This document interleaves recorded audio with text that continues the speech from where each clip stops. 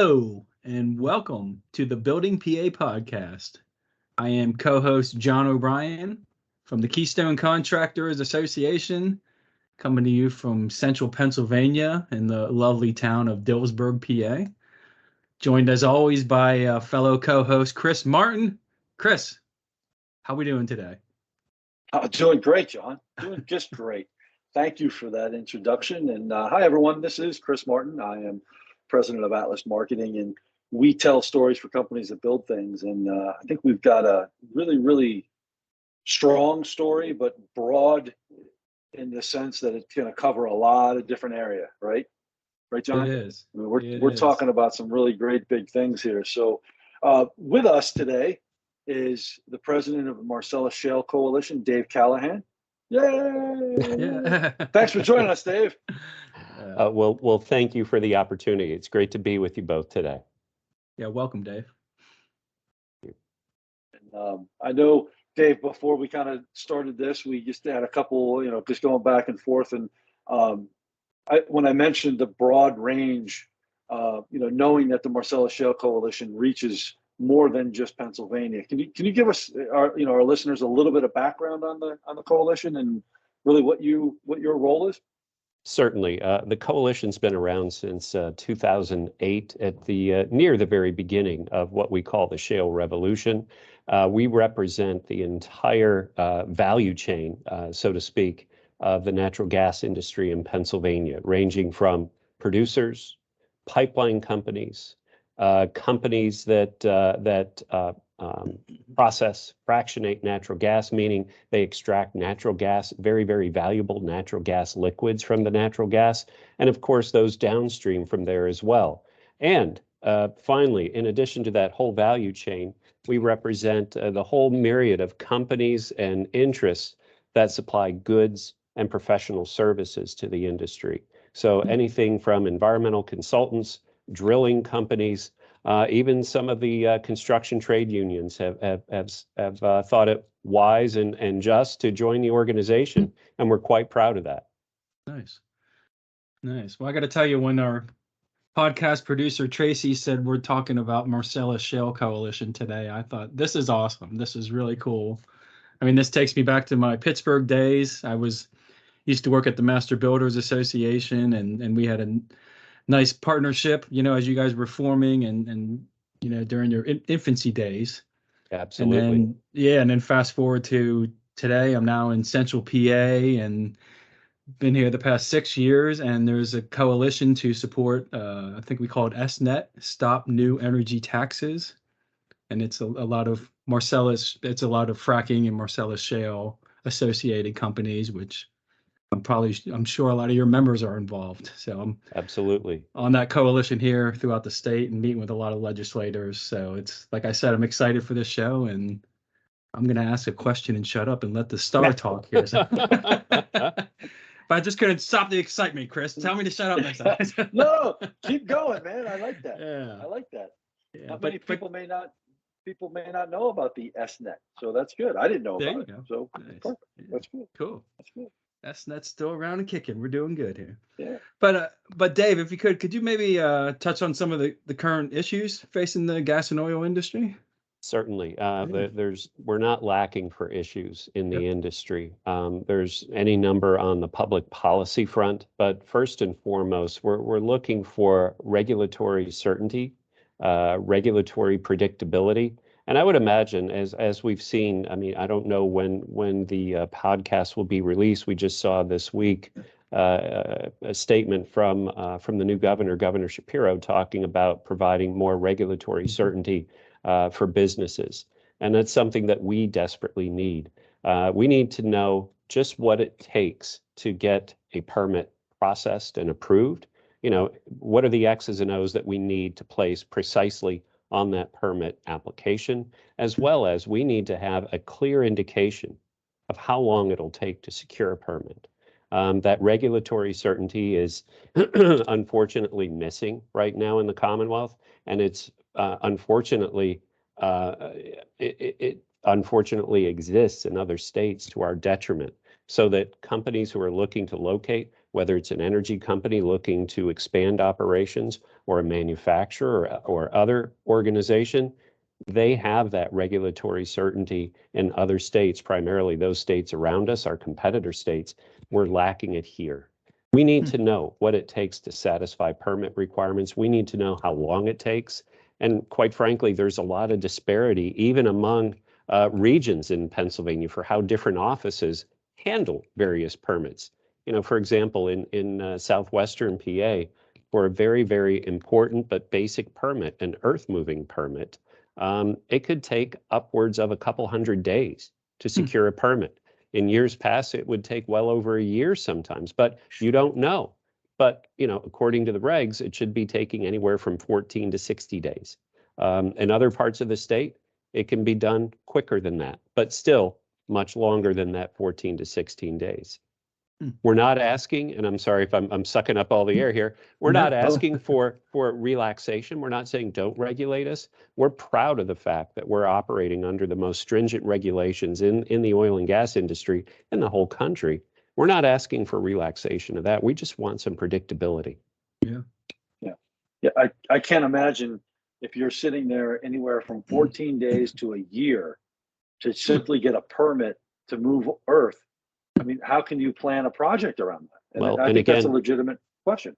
Those permits are integral to everything we do, that earth moving permit, whether you're constructing a well pad, whether you're putting in an access road to that well pad, whether you're constructing a compressor station or a pipeline or anything else, you have to move earth. Mm-hmm.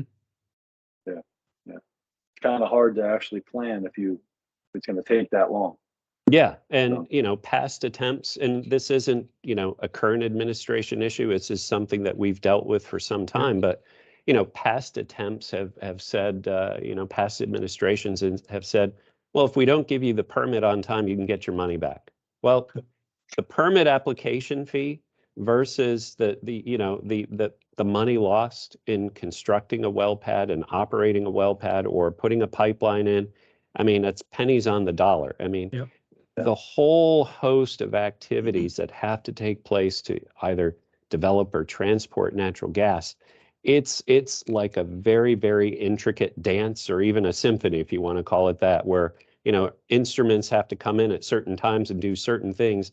It's well choreographed, well, you know, and so any degree of unpredictability just upsets the whole thing. And again, that's money, that's development, that's not necessarily putting the Commonwealth itself in a good light when companies are looking to expand here, when companies are looking to add jobs here. Yeah. Sounds a this lot morning, like the Separations Act, John, doesn't it? It does, yeah. Now, I mean, this morning I was at the Harrisburg Chamber. They had their annual legislative event, and it sounds like I recorded. There was the same comments from. It's encouraging because it's both sides of the aisle, Democrats and Republicans, saying the same thing. They want predictability, and it's encouraging that this isn't an issue where you know, partisanship it has taken root. This is a bipartisan issue. We all want the same thing. We all want good jobs. We want economic development, and we want you know, we all want to continue protecting the environment along the way.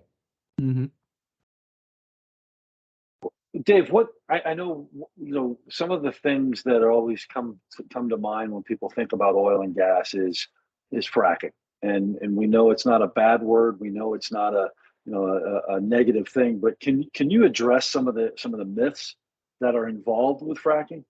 Sure. Well, first of all, it's that's a shorthand way of saying hydraulic fracturing. And it's a practice that's an essential practice for the development of oil and gas that's been around since roughly the mid-1940s.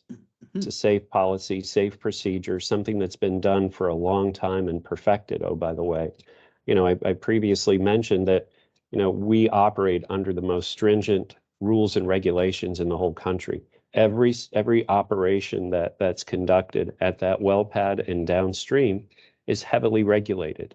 The hydraulic fracturing and everything else. So what it portends to, portends to, is general misunderstanding about the industry. And it's something that we deal with each and every day to show how heavily we're regulated, to show the steps that we take to protect the environment when we operate. And not only that, but by the use of natural gas, increased use of natural gas, how it's benefiting the environment, whether it's the air, the water, and more. So far we've talked about operations side and some permitting side, some business side, but as far as if you put on your president hat for the Marcellus Shale Coalition, I just wanted to see if maybe you could touch on a few pain points, that the coalition face. Sure. Well, Yeah. we could talk about a couple of things. I mean, this might also delve into the first topic that we discussed about priorities. And we need workforce development. We need to train the workforce of tomorrow. Again, whether they're working on the well pad, whether they're working on pipelines, whether they're working on a laboratory or further downstream. This industry employs, this is our saying, and I'm going to stick to it, people with qualifications ranging from a GED to a PhD. And we need to help, and we need others to help us get the word out that, number one, this industry is vibrant. You could earn a very good living in this industry, and the resource here will be around for generations. There are a number of organizations around the state, technical schools, the construction trades themselves that are doing a fantastic job of training the workers of tomorrow. This industry, with their assistance, with their guidance, these other organizations, we're giving Pennsylvania residents, young people in Pennsylvania, a reason to stay close to home. So they don't have to go off to other states to find employment. There's good, strong employment here. There's an example of that is that the U.S. Department of Energy a couple of years ago issued a report on the industry, and they showed that, I believe this was nationwide, but wages in the industry averaged $112,000. I think this was back in 2020. And if you want to cut it even more, taking out supervisory roles, wages averaged $88,000 in the industry. You can earn a good family sustaining wage in this industry, around this industry, and not just family sustaining, but when you talk about taxes and everything else that people pay, community sustaining, because a strong workforce equals strong communities for us as well. Now, that's one of the things that we're dealing with the MSC. We're always looking for members. We're always trying to get the word out, not just about what we do, but about what the industry does. Day in and day out, we're confronted by headlines. A study says this, somebody said that, fracking is this, and it's up to us every day to set the record straight. We deal in facts. We're held to a very high standard. So every day we have to spend a fair amount of time getting solid facts out into the public domain. Just what I'm trying to do today with you gentlemen, what we do every day in earned media as well.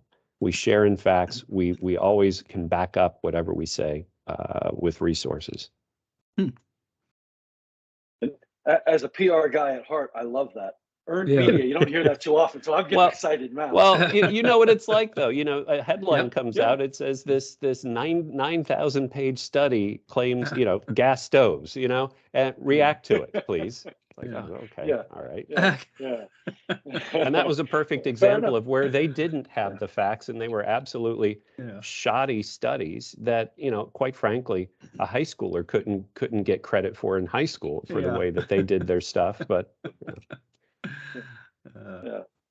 well, Dave, you mentioned earlier the amount of natural gas and the impact that it has on the community, but I hear a lot that Pennsylvania is the largest natural gas provider in the country. Can you talk a little bit more about that and how that impacts the state and local communities as well? Sure. We're actually number 2 behind Texas, but when you combine us with our neighbors in West Virginia and Ohio, because the Marcellus and the Utica Shale basins underlie, those states and a couple of others. So the Appalachian region is the number 1 producing region in the country. And if we were a separate country, those 3 states, we'd be the number 3 producer in the entire world. It's significant. And when you think about it, this is something that, not that long ago, before the shale revolution hit Pennsylvania couldn't even produce a quarter of the gas that we consumed ourselves in the state. Now we're producing 20% of what the whole country produces. Wow. It's been massive. It's been significant, employing, by some estimates, several 100,000 people directly, indirectly, and by inducement as well, meaning, you've got restaurants and others that have benefited, people who sell FR equipment and things like that, heavy equipment as well. It's been monumental. And it's not just on the energy side. Let me just take a minute and talk about the energy side first, though. I mean, it's not just the natural gas itself that runs machinery, that heats your home, heats your business. It's also in power generation. Natural gas is responsible for roughly 53% of the power generation capacity in Pennsylvania. And oh, by the way, again, I always try to balance out the environmental and economic benefits. That power generation industry, thanks to increased use of natural gas, they've cut their CO2 emissions by more than 40% since 2005.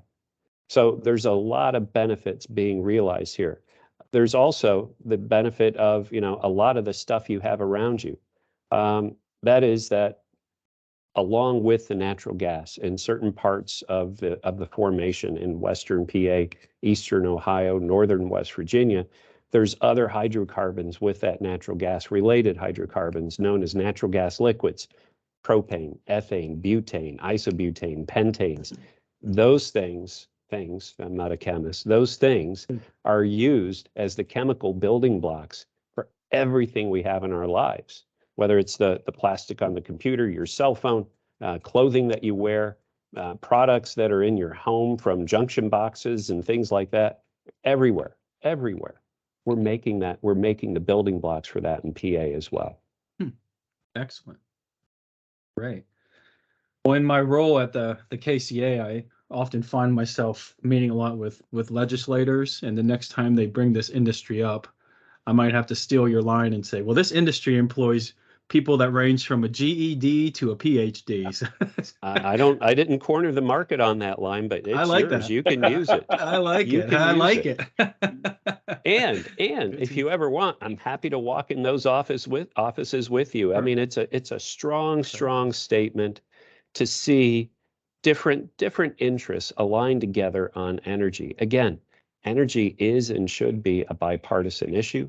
Energy is an issue where business and labor come to agreement. It's amazing to see the coalition of interests that have formed around energy, see the benefit of energy, not just for Pennsylvania, but for the whole country, for our energy security and national security as well. Yeah, absolutely. Yeah, it's a big topic in the General Assembly, and as you very well know, we've had a large turnover. In almost 20 years, it's the largest turnover. New governor and new legislature, and just wondering what that massive wholesale change, how that impacts you at all and your MSC members.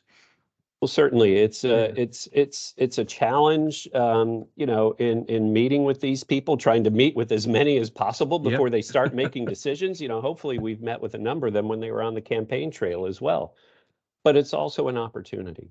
It's an opportunity, again, for us to hone those facts, to give them the essential data and information, to hold ourselves out as resources for them, to give them the information they need before they start making decisions, so that they don't make those decisions in a vacuum. They hear from all sides, if there are sides on an issue, so that they know they could depend upon us to share good, solid, fact-based information. I hear a theme, Dave, and that is what you just said, solid, fact-based information. And I like that consistent message, because I know that we have some clients in the oil and gas industry, and we've helped them, not only from a marketing perspective, but from a crisis communications perspective.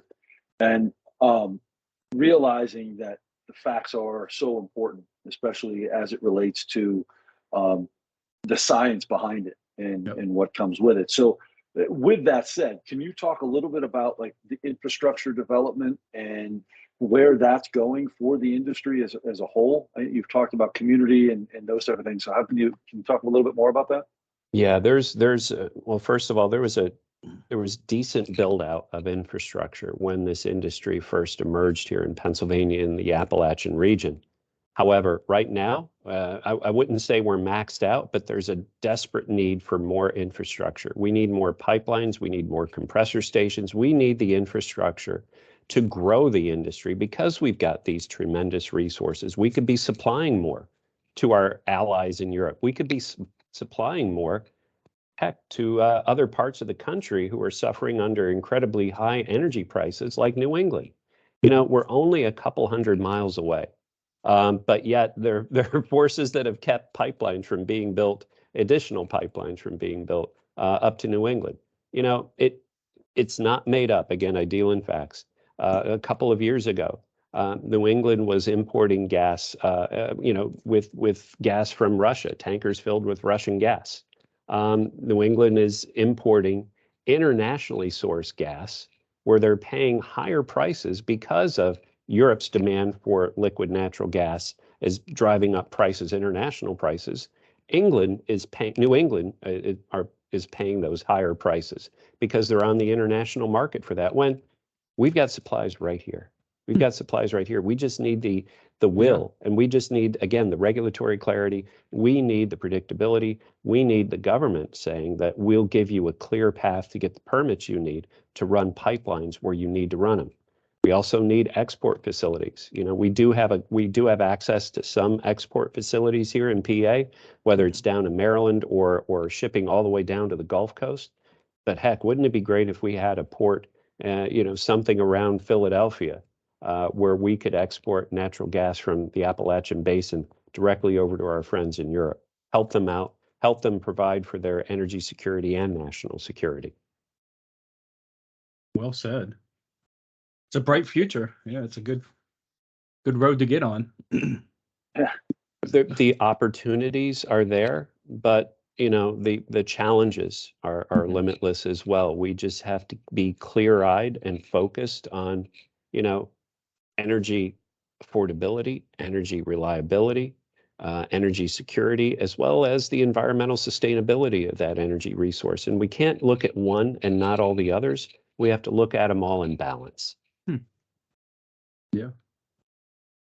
Well said. And Yeah. Dave, I think the balance that you seek, is something that the construction industry looks for as well. And so I guess my last question here is how can the construction industry support oil and gas and vice versa? Or I should say energy, I'm sorry.